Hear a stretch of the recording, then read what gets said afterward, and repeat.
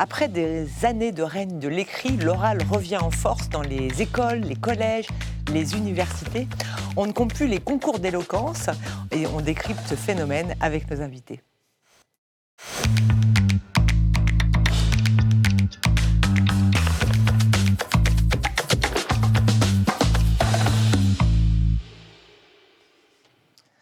Alors, Malik Diaye, vous êtes directeur de l'association Éloquence de la différence, directeur des programmes, pardon. Bonjour. Bertrand Perrier, vous êtes avocat et spécialiste de l'art oratoire. Bonjour. Bonjour. Et Pierre Faury, vous êtes étudiant à HEC et gagnant à multiples reprises de concours d'éloquence. On vous a vu de nombreuses fois sur les réseaux sociaux. Bonjour. Et Jeanne Patureau, journaliste au Figaro étudiant. Bonjour. Alors, les concours d'éloquence, d'où vient la pratique du concours d'éloquence, Jeanne ? Alors, il faut savoir que le concours d'éloquence est une discipline qui nous vient de l'Antiquité. À Rome, notamment, les orateurs avaient l'habitude de prendre la parole lors d'événements publics. C'était même une épreuve qui était organisée lors des Jeux de Naples. C'était extrêmement prestigieux et les gagnants avaient la chance de voir leur nom inscrit sur les portes des temples. Et puis avec le temps, la discipline s'est un petit peu étiolée. Au XIXe siècle, on a eu tendance en France à favoriser la démocratisation de l'enseignement par l'écriture. On a encouragé davantage la rédaction et puis les dissertations. D'où vient le regain d'intérêt pour cette discipline ? Alors, il y a un endroit où les concours d'éloquence n'ont jamais cessé d'exister, où l'intérêt a toujours été assez important, c'est dans les facs de droit. Pour ces étudiants, cette discipline est associée à la plaidoirie, donc elle est forcément extrêmement appréciée. Mais le regain d'intérêt, il vient de plusieurs aspects. D'abord, il y a l'influence des réseaux sociaux. C'est vrai qu'il est fréquent de voir, comme pour vous, des extraits de concours d'éloquence qui sont très impressionnants, qui peuvent aussi donner envie de s'y essayer. Et puis, il y a des films aussi qui ont un petit peu démocratisé cette discipline, et je pense notamment au film Le Brio en 2017. On y voyait Daniel Auteuil, qui était un professeur émérite d'une grande fac, qui allait aider Camilla Jordana à se préparer à cette discipline. Alors aujourd'hui, toutes les écoles préparent à ces concours d'éloquence ? Elles sont en tout cas de plus en plus nombreuses dans des écoles qui peuvent sembler assez logiques, comme par exemple les IEP, les facs de droit, on l'a dit, mais il y a également des établissements dans lesquels c'était peut-être un petit peu moins naturel, notamment les écoles d'ingénieurs, et puis l'ensemble des universités, même en faculté de mathématiques.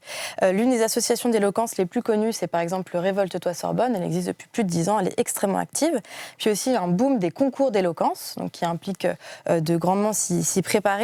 Je pense notamment à ceux qui sont dédiés aux lycéens, donc comme Eloquentia, qui est organisé en partenariat avec HEC. Puis il y en a d'autres qui sont organisés à l'échelle des universités, comme le concours national d'éloquence. Là, il faut réussir à échelle locale pour ensuite arriver au grand concours national. Et au-delà des concours et des associations, eh bien, les écoles vont elles-mêmes proposer à leurs étudiants de suivre des petits modules. Alors ça peut être pour un semestre, pour toute une année, pour se préparer toute l'année et puis avoir ce bagage-là pour son avenir professionnel. Alors Pierre Faury, est-ce que vous pouvez nous expliquer comment se déroule un concours d'éloquence ? Est-ce qu'il y a un format imposé ?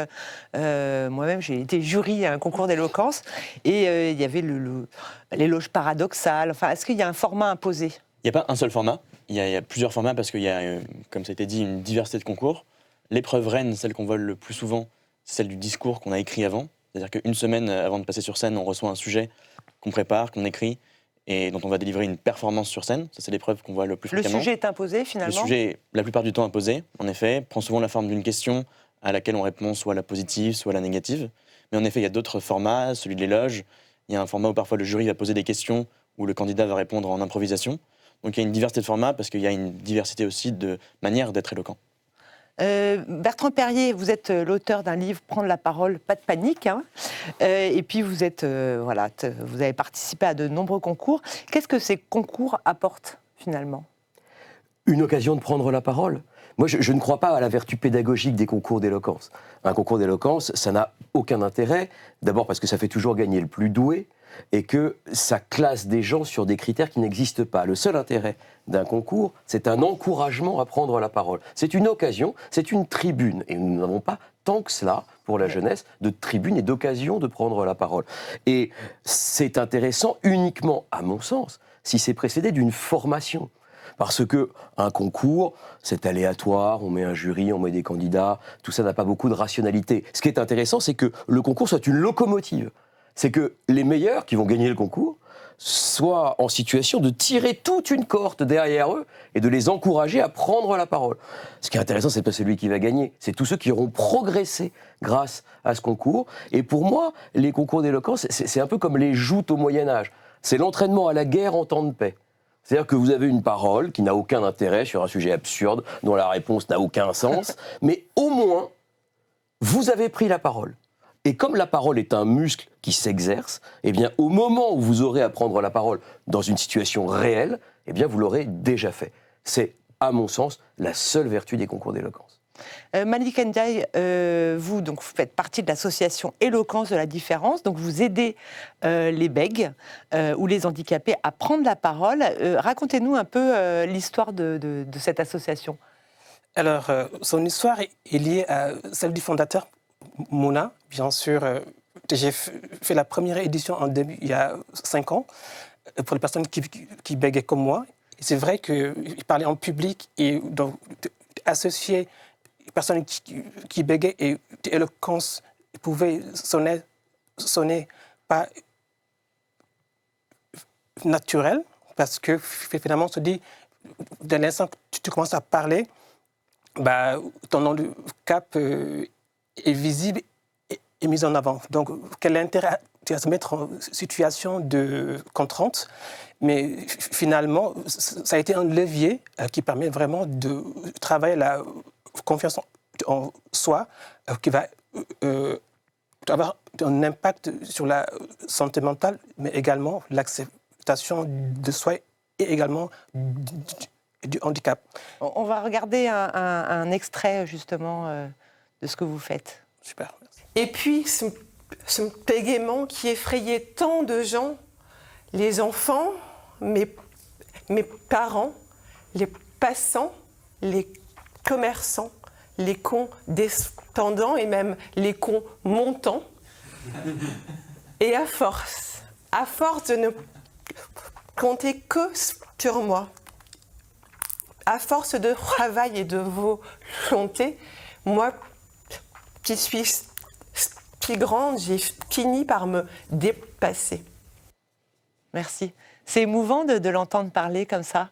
Vous aussi, vous avez fait participer finalement à ces concours d'éloquence ? C'est ça, tout à fait.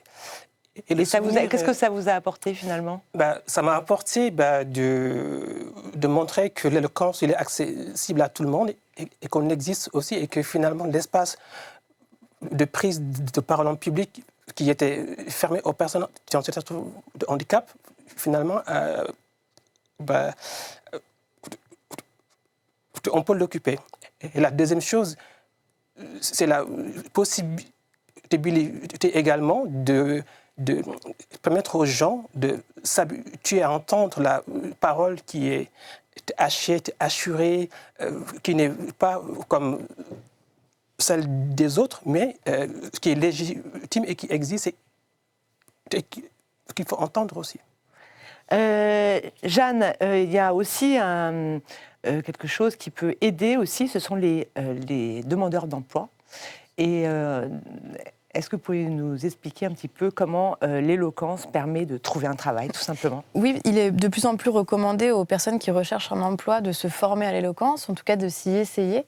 C'est le cas notamment dans le département des Yvelines, c'est pas le seul, qui offre des stages de formation aux demandeurs d'emploi, donc ils font intervenir des professionnels, souvent des avocats, pour leur aider à se former, à trouver le bon ton, à captiver leur auditoire pour se démarquer lors des entretiens d'embauche, parce que ça reste vraiment, comme vous le disiez, un gage de confiance en soi, et grâce à des outils assez simples, on calme le ton, on arrive à s'adapter à son auditoire, on soutient le regard.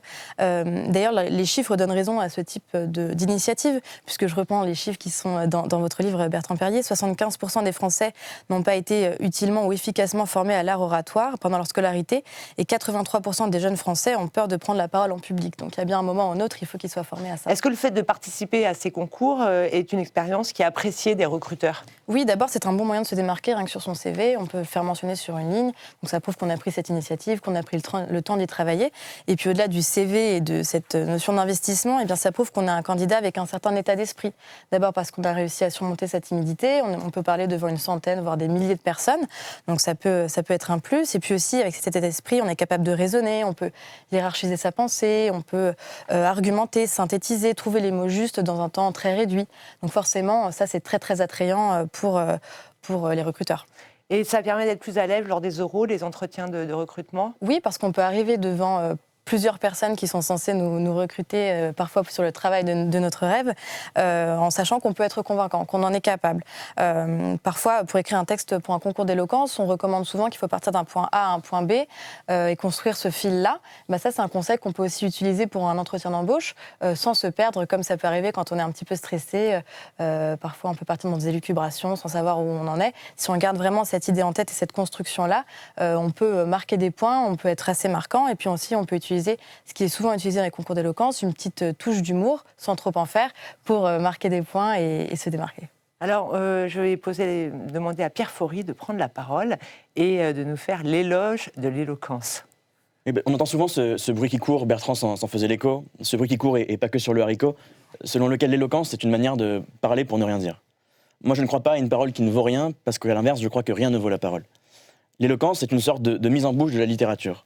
Et c'est pour cela que la langue française, c'est bien la seule reine de mon palais, et que sans elle, il n'y a que le désarroi qui trônerait. C'est d'ailleurs pour les ors de ce palais qu'on dit que la parole est d'argent, mais que le silence endort. L'éloquence, c'est ainsi une manière de réveiller le monde, mieux, d'en révéler le décor. Mais pourquoi parler quand on peut simplement écrire? Est-ce que la parole ne rend pas l'écrivain? Non, parce qu'en prononçant les mots, on ne peut plus se cacher d'eux comme d'un voisin. L'oral, c'est le signe d'une présence qui parfois dévoile toutes nos absences. Parler, dire, c'est l'occasion de se mettre à nu sans enlever ses vêtements, de montrer une différence à laquelle personne n'est indifférent. On écrit pour soi, certes, mais on parle toujours pour les autres. Et puisqu'une manière de parler devient rapidement une manière de penser, c'est donc que quand les mots se répondent, ce sont bien des idées qui se répandent. Et quand on se perd dans ces idées et leurs déviations, la parole devient une boussole pour ceux qui se sentent seuls, un linceul pour ceux qui sont au sol. Pas besoin de faire la Sorbonne quand on sait parler, car c'est ça, la meilleure des facultés. Et c'est d'autant plus vrai pour ma génération, c'est par la littérature et ses allitérations qu'on peut se sauver quand on est alité par l'idée du monde et de ses itérations. L'éloquence, c'est donc en quelque sorte une forme de vertu cardinale. Et dès lors, j'ai peur que le silence ne soit lui qu'une forme de cancer de la bouche, condamné à rester sur la touche, et dont ces derniers mots ne seront peut-être rien d'autre, s'il est un cancer, que la simple phrase terminale. Bravo Pierre, et je comprends que le discours que vous avez fait pour le concours ait eu autant de succès sur les réseaux sociaux. Bertrand Perrier, à l'origine du bac, il n'y avait que des oraux. On a créé, et puis petit à petit, on s'est mis finalement à faire beaucoup d'écrits. Et puis on a créé récemment, on a voulu remettre au goût du jour l'oral avec le grand oral du bac.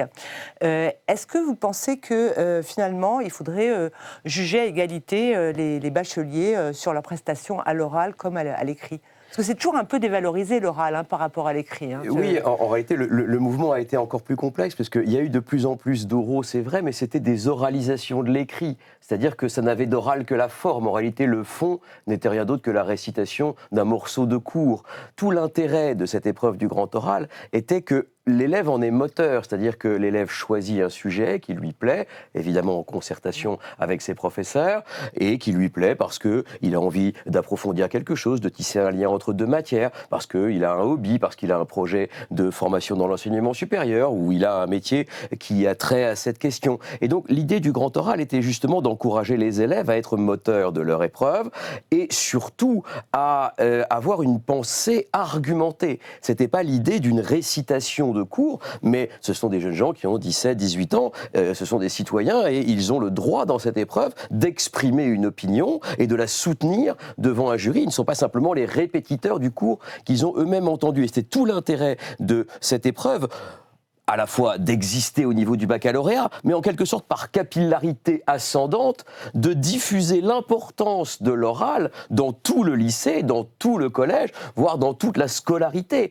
Parce que, bien sûr que l'oral est une compétence sociale. Vous l'avez dit, pour trouver un travail, ça passe nécessairement par l'entretien d'embauche. Mais il n'y a pas que cela. Pour s'engager dans la société, pour trouver une place politique, amicale, quel que soit l'environnement dans lequel vous êtes, votre parole est un tel marqueur sociale que c'est une compétence à laquelle l'école ne peut pas être étrangère. D'où l'idée du grand oral, qui est à la fois une épreuve donc de liberté, vous avez le choix de votre sujet, d'argumentation, vous n'êtes pas simplement là pour débiter des connaissances que vous avez reçues, et aussi d'improvisation. C'est une épreuve dans laquelle il est hors de question de réciter, il est hors de question d'avoir un texte complet, c'est une épreuve de parole sociale, et dans la société, dans notre vie quotidienne, eh bien nous n'avons pas de papier lorsque nous nous exprimons, et c'était l'idée aussi de ce grand oral, d'avoir une parole spontanée et naturelle. Pierre Faury, selon vous, qu'est-ce qui fait un grand orateur ? Je partage beaucoup ce qui a été dit à l'instant, c'est qu'un grand orateur, c'est quelqu'un qui a quelque chose à dire, c'est une parole sincère, incarnée. On pense beaucoup que ce qui va faire le grand orateur, c'est une verve ou un charisme naturel formidable, hors du commun. C'est uniquement sa posture, sa manière de se tenir, son articulation. Et évidemment, tous ces éléments-là sont extrêmement importants. Mais ce qui va vraiment faire le grand orateur, c'est finalement le fond de sa parole. C'est qu'est-ce que je raconte, qu'est-ce que j'ai à dire. Et c'est ça exactement. C'est l'authenticité aussi qu'il y a derrière le propos. Parce que celle-ci, elle est irremplaçable. Et qu'elle ne s'apprend pas dans les livres ou dans la pratique. Il faut avoir quelque chose à dire et surtout à transmettre. Bertrand Faury, moi j'ai lu votre livre. On est un seul être, vous avez dit Bertrand Faury. C'était un peu mon rêve en venant, d'être assimilé à Pierre, de perdre 30 ans et de gagner du talent. Bertrand Perry, j'ai lu votre livre, Prendre la parole, pas de panique. Et justement, il y a quelque chose qui m'a frappé, c'est l'éloquence, ce n'est pas inné. Alors on commence tout de suite dans ce livre en se disant, c'est pas foutu finalement. Mais pas du tout, au contraire. L'éloquence est une pratique, ça se travaille, et quel que soit son niveau de départ, on peut progresser. L'essentiel, c'est un acte de volonté. Quand on est timide, il y a un moment où on va briser ce cercle-là et on va décider, peut-être par un concours d'éloquence, précisément, et c'est en cela que c'est une opportunité, eh bien de s'essayer. Alors, l'éloquence, c'est peut-être un bien grand mot. C'est un mot que je n'aime pas beaucoup parce qu'il est assez inhibant. On se dit, ah là là, l'éloquence, c'est réservé, etc. Moi, je dis prise de parole en public, c'est un peu plus banal, mais ça correspond peut-être à des situations de la vie quotidienne. Tout le monde n'a pas vocation à être Pierre et avoir des millions de followers sur TikTok. Oui, mais alors, il paraît-il que, c'est ce que je crois quand je lis votre livre, que vous étiez timide. Alors, on a du mal à l'imaginer aujourd'hui, en vous voyant. Si, je le suis toujours et je vous remercie de m'offrir une thérapie gratuite. Non, je crois vraiment à la vertu éducative de la prise de parole. Et c'est ce qui manque au grand oral, peut-être un dernier mot là-dessus, c'est qu'on a quand même un paradoxe étonnant d'une épreuve à laquelle ne sont dédiés ni volume horaire, ni enseignants. Imagine-t-on qu'on crée une épreuve de philosophie, mais il n'y a pas de quota horaire et il n'y a pas de professeur spécialisé. Il reste à inventer, pour le grand oral, des professeurs spécialement formés à cette discipline et des quotas horaires. On ne peut pas demander à chacun de rogner selon son bon vouloir sur son quota horaire pour former au grand oral. Il faut que ce soit considéré comme une vraie matière. Malik Ndaye, l'oral, le fait qu'il y ait eu beaucoup d'écrits finalement au concours, aux examens, c'était l'idée aussi qu'à l'écrit, on ne voit pas les vêtements, on ne voit pas finalement le niveau social, on n'entend pas la voix, parce que le ton de la voix, l'accent peut être jugé. Est-ce que finalement, le fait de donner de l'importance à l'oral, c'est la sortie de l'anonymat aussi ? Est-ce que c'est pas un peu ennuyeux ? Disons qu'il y a 15 ans, j'aurais dit que l'horreur, parce que les bégaiements étaient tellement présents que ne serait-ce que imaginer prendre la parole devant un jury était inimaginable. Aujourd'hui, on peut dire à la télé aujourd'hui, et c'était inimaginable aussi ? Non, justement, parce que finalement, comme l'a dit Bertrand, l'éloquence, ça se travaille.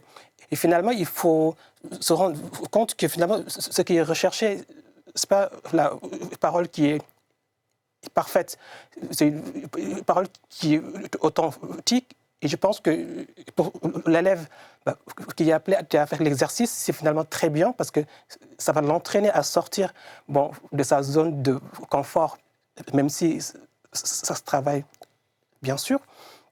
Mais finalement, on est dans une société où parler permet d'exister. Donc, autant s'habituer à le faire.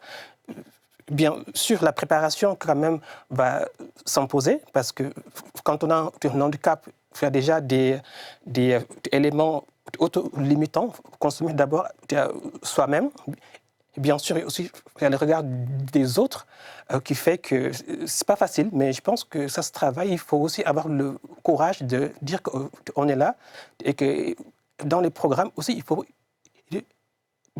penser aussi aux personnes qui sont en situation de handicap, qu'elles soient aussi en mesure de faire face à l'oral, qui est une épreuve très compliquée, mais qui est une réalité aussi. Pierre Faury, vous avez découvert les concours d'éloquence à quel moment en classe prépa? Là où vous êtes étudiant à HEC, je ne sais pas si on l'a dit au début de l'émission, vous l'avez découvert en classe préparatoire ou dès l'école primaire, au collège, au lycée? À quel moment ça a été un déclic? Ouais. En tant que candidate, assez tard, en effet, en rentrant à HEC ou un peu avant en classe préparatoire, mais en tant que spectateur, moi je regardais beaucoup sur YouTube à l'époque les rediffusions des concours, notamment d'HEC, de Sciences Po, et c'est en voyant ces gens-là que moi je trouvais assez extraordinaire quand j'avais 14-15 ans faire ces choses-là sur scène, que je me suis dit pourquoi pas un jour. Donc finalement, ce n'était pas à l'école qu'on vous a donné envie? C'est pas à l'école qu'on a découvert ça, ou alors vaguement par le biais des algorithmes sur YouTube, mais c'est pas dans l'enseignement en tout cas qu'on le trouve. Vous aviez passé le grand oral, vous, ou c'était pas encore votre génération? Moi, je l'ai pas encore. Non, je l'ai pas fait. D'accord, c'est venu juste après. Venu après. Ouais. Et vous êtes, est-ce qu'aux États-Unis, on voit quand on regarde un peu le système éducatif américain, où on encourage beaucoup les enfants, on le voit dans les séries télé ou même dans les reportages, on encourage beaucoup les enfants à parler. Est-ce que vous pensez qu'à l'avenir, il faudrait en France, dans les écoles, donner plus d'importance à l'oralité? Alors, je ne sais pas, Bertrand? Oui, évidemment, les Américains et les Anglo-Saxons ont un temps d'avance considérable sur nous. Et ils ont valorisé la spontanéité, la pratique quotidienne de la parole. Hein. Il y a les fameux bâtons de parole qui passent, on vient raconter une histoire, présenter un objet, parler d'un personnage qui vous inspire. Et cela dès le plus jeune âge. Et donc ça dédramatise, parce que c'est ça l'essentiel en fait, c'est de dédramatiser l'acte de prise de parole.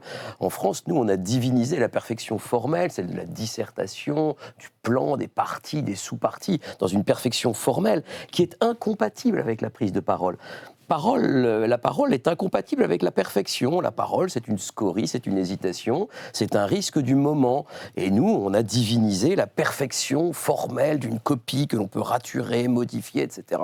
Et je pense au contraire que l'écrit est très important, mais que l'oral développe d'autres qualités. Et vous avez plein d'élèves qui finalement trouvent dans l'oral une sorte de compensation et d'aisance qu'ils n'ont pas à l'écrit. Parce qu'à l'écrit, il y a l'orthographe, il y a la grammaire. À l'oral, il y a plus de spontanéité. Et contrairement à ce qu'on pourrait penser, c'est un réel souci d'égalité des chances que de promouvoir l'oral, parce qu'il y a des élèves qui trouvent dans l'oral une sorte de valorisation de leur talent naturel qui passe moins dans l'écriture. C'est vrai, lorsqu'on est jury à ces concours d'éloquence, on est surpris de voir que finalement, ce n'est pas forcément les premiers de la classe qui gagnent les concours d'éloquence. Heureusement. C'est parfois des élèves qui sont en effet à l'écrit, pas forcément les premiers, et qui se révèlent à l'oral. Vous étiez du genre premier de la classe, aussi bon à l'écrit qu'à l'oral? Je n'aurais pas l'arrogance de le dire, mais je ne suis pas sûr d'être le meilleur exemple en effet pour ça. Mais en effet, on voit dans des concours des gens complètement différents et pas toujours ceux qu'on imaginait, qui à la fin repartent vainqueurs parce qu'ils ont cette parole sincère. Qui ne se définit pas par les notes qu'on a en cours. Alors, est-ce qu'il y a des concours alors, je sais qu'au Figaro étudiant, on a le concours des élèves de classe préparatoire, donc je ne peux pas finir cette émission sans en parler, organisé avec Kedge. Est-ce qu'il y a un concours de l'association, justement, des BEG, qui est organisé bientôt, que vous voulez annoncer? Alors là, c'est des programmes tous éloquents, donc qui forment à l'éloquence de 8 handicaps. Donc, dont le bégaiement, l'autisme, la trisomie de 21. Il y a aussi la dysarthrie, il y a aussi les personnes non-voyantes ou malvoyantes, plus les personnes sourdes, oralistes ou signantes aussi. Donc, la multiplication des acteurs, bien sûr, il faut rendre accessible l'éloquence à travers soit la langue des signes françaises avec la langue des signes, oui. Française, ou bien avec le sous-titrage, mais si on est force de bonne volonté, c'est possible. Et je pense que pour rebondir sur l'enfant, prochainement, on va lancer un programme sur les personnes qui bégayent, donc, mais pour l'enfance. Donc c'est un rêve qu'on va réaliser prochainement aussi. Donc, pour participer à la rééducation en fait, des bègues via l'éloquence, enfin, je ne sais pas si ça... Alors, la rééducation, c'est un peu thérapeutique. Alors, oui. Nous, on est sur un modèle social. Plus que plus qu'un modèle médical. Et j'encourage tout le monde aussi à lire cet excellent livre. Une dernière question, Pierre Faury. Est-ce que, là, vous commencez à être très connu finalement, l'éloquence, c'est devenu... Est-ce que vous envisagez aussi d'écrire un livre, d'en faire votre profession, mais presque? Oui, c'est des projets. Là, je suis dans ma dernière année d'études, donc j'explore un peu tout ça. La pseudo-notoriété, elle est très récente, donc j'ai un peu un manque de recul dessus. Mais j'explore en tout cas, la question du livre, c'est certain. Et après, pourquoi pas trouver un modèle, soit dans l'enseignement, soit dans d'autres sujets. Je suis toujours un peu timide par rapport à ça, parce que c'est une passion, et le danger quand on en fait sa profession, c'est de perdre aussi la passion qu'on porte pour le sujet. Donc je me laisse un peu de temps pour voir, j'ai pas encore toutes les réponses aujourd'hui. Et puis vous êtes très jeune encore, donc puis, vous avez je suis un peu jeune encore toute la vie pour décider. Merci beaucoup, merci à nos invités. Donc Bertrand Perrier, vous êtes avocat, auteur de ce livre excellent, Prendre la parole, pas de panique. Pierre Faury, étudiant HEC et gagnant de nombreux concours d'éloquence. Malik Ndiaye, directeur des programmes de l'association Éloquence de la différence. Et puis Jeanne Patureau, journaliste au Figaro et l'Étudiant. Et merci en particulier à Cécile Brelot pour la programmation. Et je vous dis à très bientôt pour une nouvelle émission de Paris d'École sur le Figaro TV Île-de-France. À bientôt.